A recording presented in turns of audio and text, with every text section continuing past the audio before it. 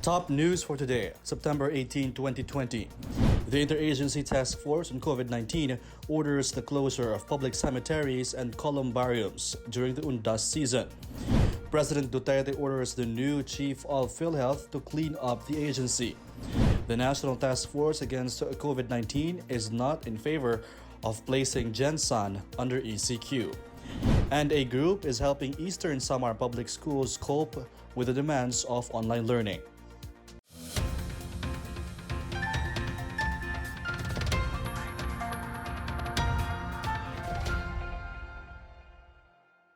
Good day, I'm William Theo. Welcome to the PNA Newsroom. The Interagency Task Force for the Management of Emerging Infectious Diseases orders the closure of all private and public cemeteries, memorial parks, and columbariums nationwide from October 29 to November 4. Sa buong Pilipinas, isasara po lahat ng semeteryo kasama na po mga columbarium from October 29 hanggang November 4. Ibig sabihin, pwede naman po tayo dumalaw bago po isara at matapos isara ang mga semeteryo, pero 30% nga po ang capacity, kinakailangan face mask, face shields. President Rodrigo Duterte has given Philhealth Chief Dante Gierran a deadline to cleanse Philhealth. Presidential spokesperson Harry Roque said Duterte is determined to get rid of corruption in the state insurer. The President wants to clean up Philhealth, and that is why the deadline given to Attorney Gierran is to enable him, or a deadline to clean up the organization. File all the cases that need to be filed, suspend, terminate, whatever you need to do in order to cleanse the ranks of Philhealth. Justice Secretary Menardo Guevarra bats for reorganization of Philhealth instead of abolishing it outright. Guevarra said the Governance Commission for Government-Owned and Controlled Corporations has the power to initiate the move. So in the meantime, within the executive department, that is what I can see. Nandiyan yung GCG, meron siyang power to introduce or to recommend reorganization, partial or total reorganization without really abolishing the entity. No? So I guess we could explore that option muna kasi that is less drastic than abolishing or privatizing the corporation. I hope I'm not doing an unfair statement because I know na marami rin namang mga taong matitino at gumagawa ng kanilang trabaho ng mahusay sa PhilHealth. Pero we have seen it already, no? The Congress, the task force, the many cases already filed before the ombudsman, before the Civil Service Commission. Nakikita na natin kung gaano kalawak at kung gaano nakatagal ito. President Duterte has asked the leaders of both the Senate and the House of Representatives to pass additional legislation that would expedite the assistance for the business community affected by COVID-19. Duterte met with the Congress leaders a week after he signed into law the Bayanihan to Recover as One Act, or Bayanihan 2, which provides a 165.5 billion peso fund to finance the country's response and recovery interventions intended to mitigate the effects of the pandemic. Now, nagpulong po kagabi naman ang mga leaders ng ating Kongreso, kasama po ang ating Presidente at kasama rin po si Senator Bongo, Chairman ng Committee on Health. Ang napag-usapan po kahapon ng ating Presidente, ni Senate President Soto, ni Senator Bongo, ni Speaker Alan Cayetano at Majority Floor Leader Majority Romualdez ay tungkol po sa pagbubukas ng ekonomiya, ang concern ng mga namumunuhunan at negosyante na lubhang naapektuhan ng pandemya ay paano masugpo ang red tape at korupsyon at mapaikli ang mga proseso sa government transactions.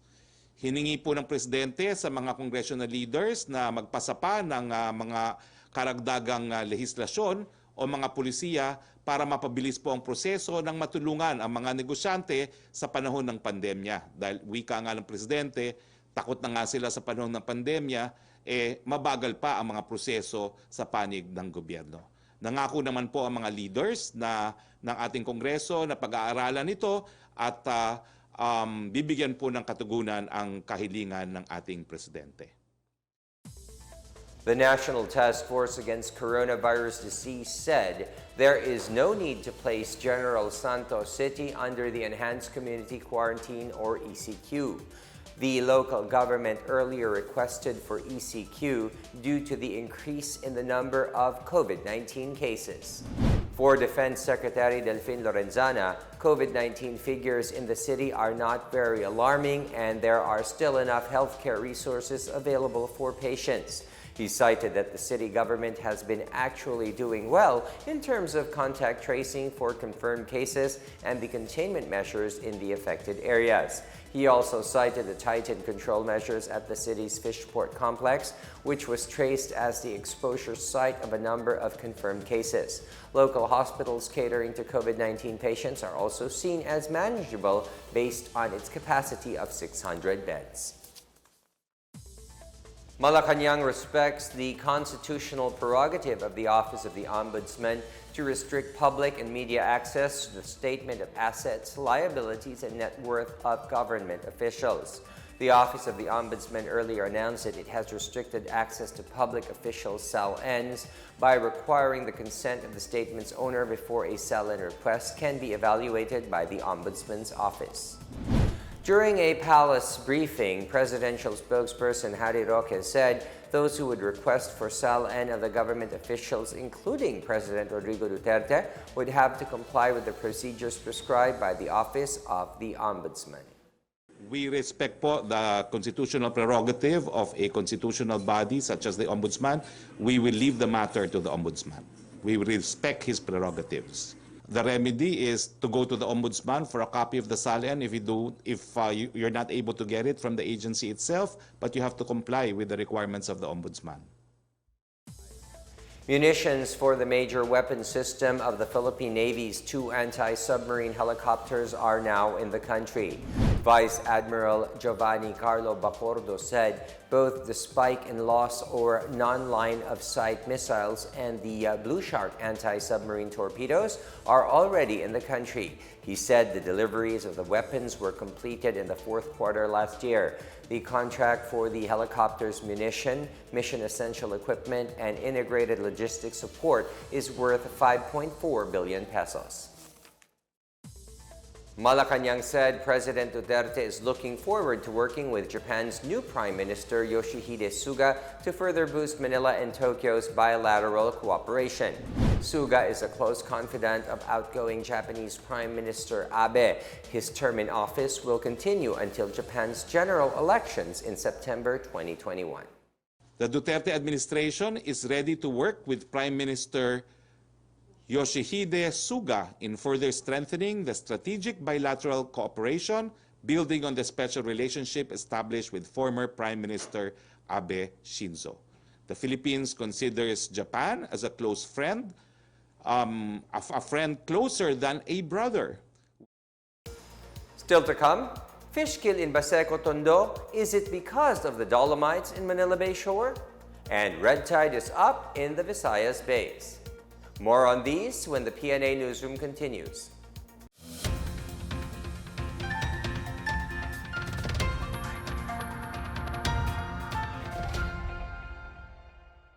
Sa matinding laban natin sa Coronavirus Disease 2019, sugpuin din natin ang pagkalat ng fake news. Huwag magbahagi ng impormasyon na hindi tiyak ang pinagmulan. I-check mabuti ang source ng balita. Kumuha lamang ng impormasyon mula sa mga official channel ng Department of Health.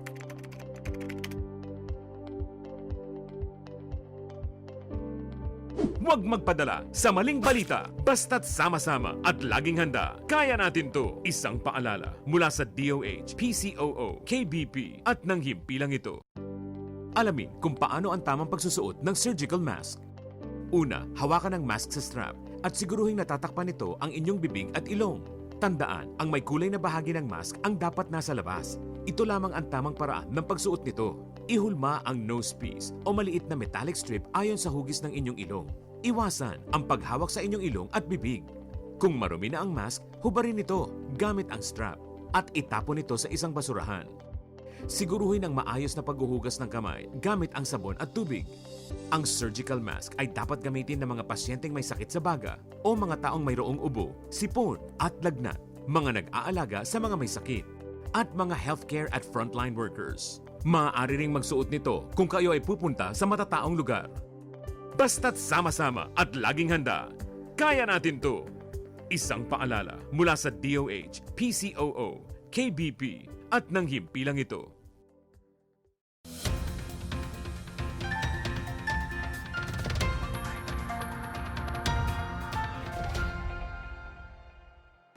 You're still watching the PNA Newsroom. The Department of Environment and Natural Resources said the crushed dolomite used in the Manila Bay Beach Nourishment Project is not in any way connected to a fish kill in Baseco, Tondo. This after groups that posted a video of floating dead fish in the Baseco area reportedly connected to the incident to the dolomite used in Manila Bay. DENR Undersecretary Benny Antiporda said that allegations is very erroneous because the two areas are very far from each other, and at the same time we have the southwest monsoon, which means that the direction of the wind does not point to the area where the alleged dead fish floated. Antiporda said the Manila Bay Beach Nourishment Project is about 5 kilometers away from the Baseco area where the alleged fish kill happened. Another angle being studied by the agency is whether somebody used cyanide for fishing, which Antiporda said may have caused the fish kill. The DNR immediately instructed its Biodiversity Management Bureau to conduct an investigation and look at the possible cause of the reported fish kill. The Bureau of Fisheries and Aquatic Resources, or BFAR, warns against buying and eating shellfish as experts found red tide toxins in 8 bays in eastern Visayas. In an advisory issued late Thursday, the Fisheries Bureau has added Maqueda Bay, a coastal waters of Daram Samar, on the list of red tide infested areas in the region. Red tide has been infesting in some of these bays since mid-July this year. The Fisheries Bureau also banned the trading and consumption of alamang harvested from these said bays to avoid possible shellfish poisoning. Fish, squid, shrimp, and crab are still safe to eat provided that they are fresh and washed thoroughly, and internal organs such as gills and intestines are removed before cooking. On Tuesday, at least 2 children died and 4 of their family members were hospitalized after eating red tide infected green mussels in Bagakay Village, Daram, Samar. The Department of Public Works and Highways has fast-tracked the construction of a mega quarantine facility in Iligan City. The province recently noted a spike in the number of COVID-19 cases. More details from Christine Lindiahante. The Department of Public Works and Highways, or DPWH, has turned over a mega quarantine facility to the local government of Iligan City. This huge facility used to be the global multipurpose building of the old National Steel Corporation. This can house up to 120 COVID-19 patients, and it has an overlooking control room where healthcare workers could directly monitor their patient. So, wag po tayo magsawa. Kami po sa DPWH, kami po ay bahagi sa inyo. We are part of the IATF. Kung ano pong kailangan nyo, please just let us know, and we will extend all the necessary assistance of the government, especially on infrastructures in building up more facilities for isolations and quarantine. This is just 1 out of 4 quarantine facilities that the DPWH has turned over to the city in less than a month. With the facilities, the city hopes to contain the spread of the virus and scale up its healthcare system. All out throughout the Philippines, only ang Iligan na naghingi ng MECQ or Modified Enhanced Community Quarantine sa Department of Public Works and Highways na maraming salamat po in behalf of the people of Iligan. Furthermore, National Task Force Against COVID-19 Chief Implementer Carlito Galvez Jr. challenges the local IATF to work harder and try to lower COVID-19 cases within the next 2 weeks. Meron pa po tayo naka-13 home quarantine, Mayor. Bilang na bilang po kaagad yan. So, pabunutan natin yan. Yung strategiya, Mayor, na bunutin tapos contact tracing and then ipatest kaagad. Habang hindi pa natin test, ang gawin natin, i-lockdown lang natin yung bahay. Siguro before the end of September, mas maganda na mababa natin ng 2-digit at single digit ito. For PNA Newsroom, Christine Lindiahante of PIA Iligan City Information Center. The spirit of bayanihan or cooperative endeavor in Cagayan City Science and Technology High School has led to the launching of its own radio station for distance learning. The School Governing Council and General Parents and Teachers Association shared seed monies and effort to buy equipment for a school-owned radio station with a 15-watt transmitter. The station, named Radio Educalidad, made its inaugural broadcast on September 16. Radio Educalidad now airs educational programs and lessons simulations by its teachers from 7 a.m. until 4 p.m. Starting October 5, 2020 up to June 30, 2021, radio programs will be devoted to the school's radio-based instruction. The radio-based learning modality is one of those set to be used by the Education Department as classes open during this new normal. The radio station can reach all the 14 barangays in the East Tabacal region of Cagayan City and some parts of Forest Region-based barangays, as well as parts of Naguilian and Reina Mercedes towns in Central Isabela. Sumitomo Wiring System is opening a factory in Binalonan, Pangasinan, which is expected to create 10,000 jobs once it is fully operational. The Department of Trade and Industry noted that the new investment of Sumitomo here is an offshoot from President Rodrigo Duterte's visit to Tokyo, Japan in May 2019. Back then, the Philippine delegation bagged 289 billion pesos worth of business deals that will create 82,000 jobs in the country. Sumi North Philippines Wiring Systems Corporation President Takeshi Mokikawa and Vice President Masuru Yamamoto led the groundbreaking of the new Sumitomo factory at the North Luzon Aero Industrial Park on Wednesday. Sumitomo is a leading global supplier of wiring harness, related components, and several electronic products for the automotive and office equipment industries. Its factory here will manufacture wiring harness and related materials for exports to Japan and North America.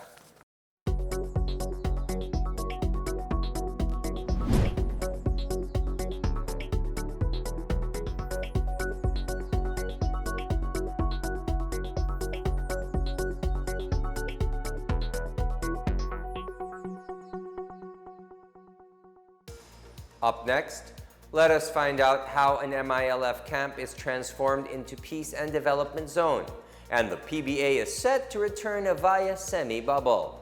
The PNA Newsroom returns after these reminders.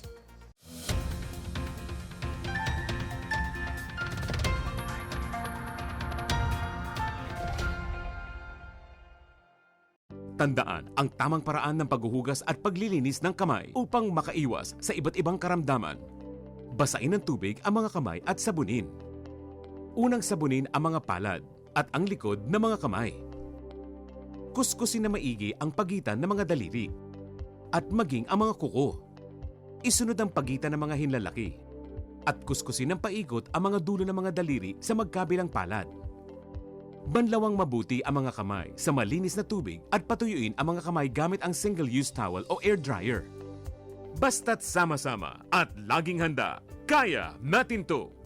Isang paalala mula sa DOH, PCOO, KBP at ng himpilang ito. Alamin ang tamang paraan ng pag-ubo upang mapigilan ang paglaganap ng Coronavirus Disease 2019. Ugaliing magdala ng panyo o tissue. Kung uubo o babahing, takpan ang buong ilong at bibig gamit ang panyo o tissue. Kung walang dalang panyo o tissue, maaaring gamitin ang braso na pantakip. Kung nakararamdam na kailangan umubo o bumahing, agad na dumistansya sa mga tao sa paligid. Huwag dumura kung saan-saan, gumamit ng tissue at itapon sa basurahan. Ugaliin ang paghuhugas ng kamay at paggamit ng alcohol o hand sanitizer upang mamatay ang mikrobyo. Basta't sama-sama at laging handa, kaya natin to! Isang paalala mula sa DOH, PCOO, KBP at ng himpilang ito.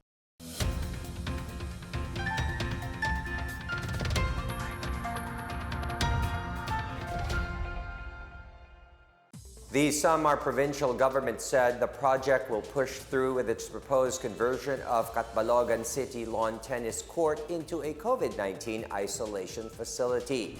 Samar Governor Reynolds Michael Tan maintained he is bound to fulfill his duty to save the lives and well-being of the many. The governor said the local government has used all spaces adjacent to the Samar Provincial Hospital, such as the provincial covered court and the medical arts compound, to provide more facilities for COVID-19 patients. The 13 million peso project, which started this week, is expected to be completed in less than 2 months. Several groups and individuals from Iligan City earlier hit the provincial government over this plan, citing the ground's historical value and its proximity to residential houses. The Philippine Statistics Authority in Central Visayas calls on the public anew to participate in the ongoing 2020 Census of Population and Housing in the region. PSA 7 Regional Director Engineer Ariel Florendo asked for support for the success of this year's Census of Population and Housing. The CPH aims to promote policy makers and planners with updated data on the country's population and housing record. Collected data will be used as the basis for the government's programs. Florendo noted that aside from the reluctance of some citizens to participate, the fear of contracting COVID-19 made completion of the census tougher this year. However, he assured that the enumerators were trained on how to safely conduct the census and that they are equipped with alcohol and other necessary personal protective equipment. For his part, National Economic Development Authority Regional Director Efren Carrion also supported the PSA and encouraged the public to make PSA's work easier by participating in the survey. Participants who would prefer contactless participation in the 2020 CPH through the computer-assisted web interviewing are CAWI. The government hopes to transform a Moro Islamic Liberation Front camp into a peace and development zone as it implements its Pamana community projects. Presidential advisor Carlito Galvez Jr. led the memorandum agreement signing for the implementation of the Pamana or Payapa at Masaganang Pamayanan in Iligan City on Wednesday. The Office of the Presidential Advisor on the Peace Process, or OPAP, and the local governments of Lanao del Sur and Lanao del Norte signed the MOA to projects worth 85 million pesos. These projects aim to spur economic activity at Count Bilal in Munay Town, Lanao del Norte, one of the major strongholds of the MILF along with its neighboring areas. Under the MOA, the Pamana National Project Management Department will implement projects to raise agricultural productivity, such as the provision of farm equipment, concreting of farm-to-market roads, and the construction of a barangay road, among others. Since 2011, Pamana continues to implement projects in the isolated, hard-to-reach, conflict-affected, and conflict-vulnerable communities in Mindanao. The Department of Foreign Affairs sent its condolences to the family of Councilor Cynthia Alcantara Barker, the first Filipina mayor in England who passed away on Monday.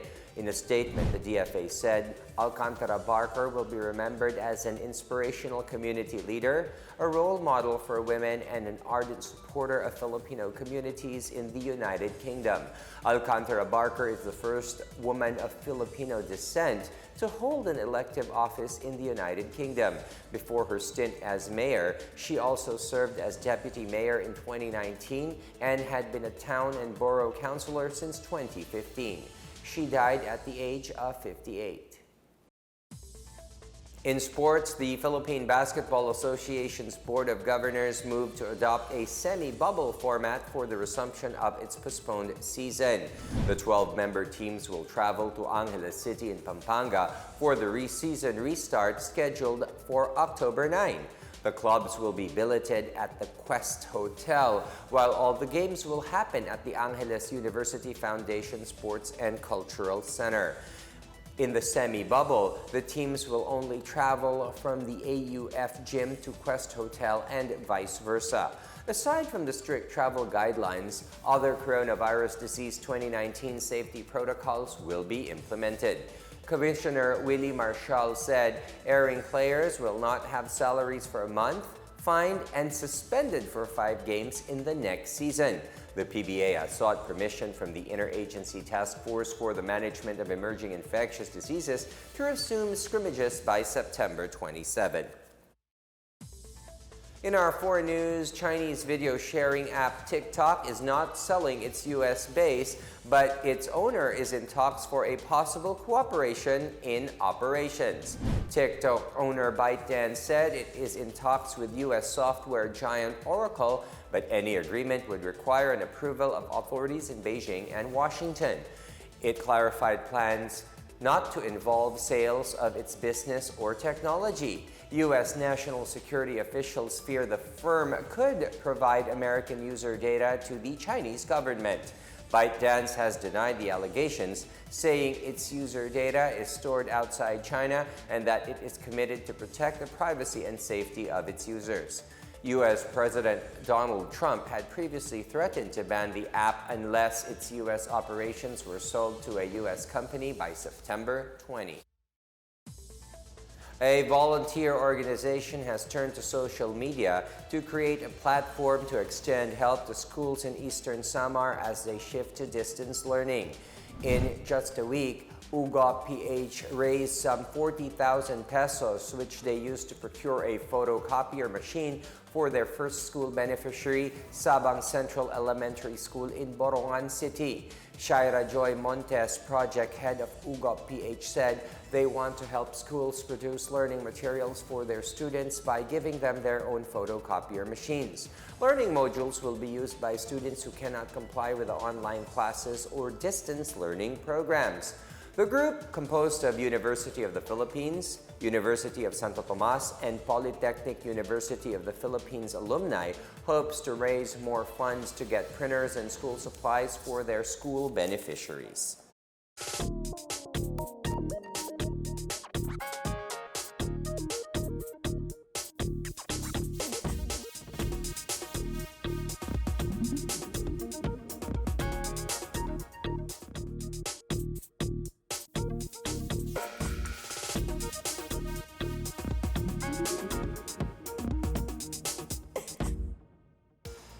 Here's another look at today's biggest stories. The Interagency Task Force on COVID-19 orders the closure of public cemeteries and columbariums during the Undas season. President Duterte orders the new chief of Philhealth to clean up the agency. The National Task Force against COVID-19 is not in favor of placing Gensan under ECQ. And a group is helping Eastern Samar Public Schools cope with the demands of online learning.